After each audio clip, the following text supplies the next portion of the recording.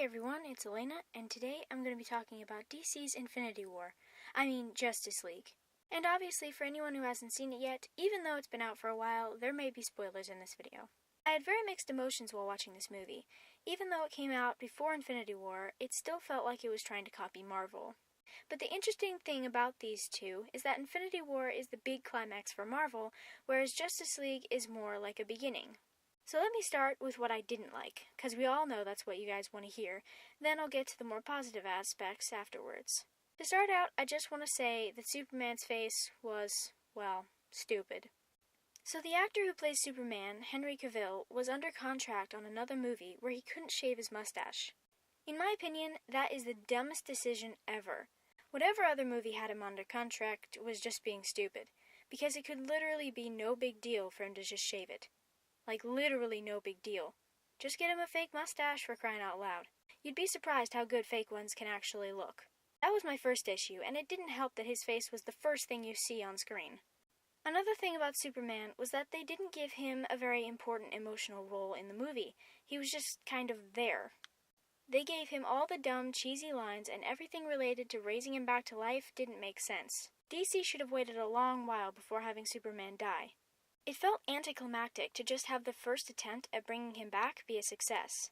And sure, Superman was confused at first and fighting the Justice League for like 2 seconds, but then everything was just peachy between Batman and Superman.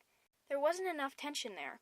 We all know that Martha brought them together, but there still didn't seem to be enough ongoing tension between them. The next thing about the movie was that the characters that were introduced didn't feel natural. Except for Wonder Woman and Superman, the rest of the characters were underdeveloped. This could have easily been fixed if DC had just waited and made each hero their own movie before making the big team-up movie. I hate to say they should have copied Marvel, but they really should have considered following in Marvel's footsteps. I think that maybe DC is doing things differently just so that they won't be the same as Marvel, but that's literally no reason to have underdeveloped characters and a cheesy Superman.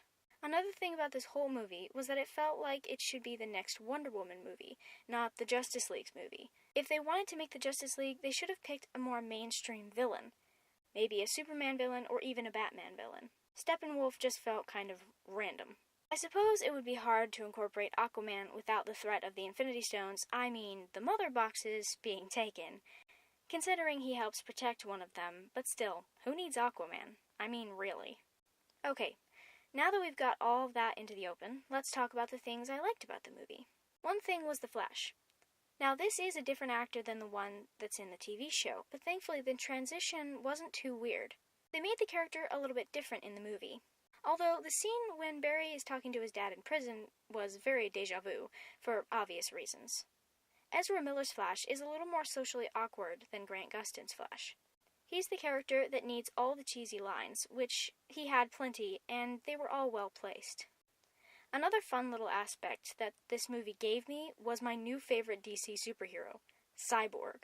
Ray Fisher, who played Cyborg, did a fabulous job of showing the emotional trauma of having nearly all his body replaced with machinery.